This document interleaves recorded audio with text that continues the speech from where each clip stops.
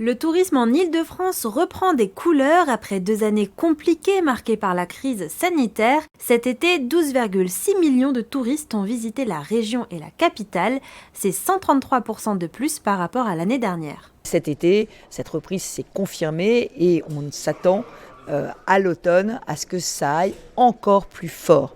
Alors, c'est un paradoxe, mais l'inflation développe aujourd'hui un vrai tourisme de proximité en Île-de-France, où des Franciliens vont passer une nuit à l'hôtel en Île-de-France, vont découvrir les sites près de chez eux et s'aperçoivent qu'ils ont une région magnifique qu'ils connaissent mal. C'est donc du proche tourisme qui se développe.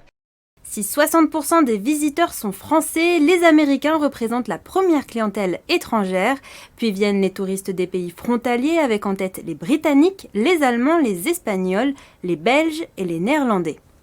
Et puis, nous sommes portés aussi dans cette dynamique par la hausse du dollar par rapport à l'euro, qui fait que nous avons une dynamique extrêmement forte de tourisme américain, de tourisme de la zone dollar, que nous allons évidemment encourager.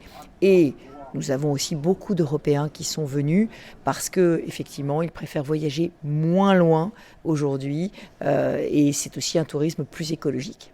Dans les Yvelines, les sites culturels ne font pas grise mine. Bien sûr, le fameux château de Versailles arrive en pole position. Cet été, il a doublé ses entrées par rapport à 2021. Puis tout de suite après, on retrouve le Zoo Safari de Thoiry.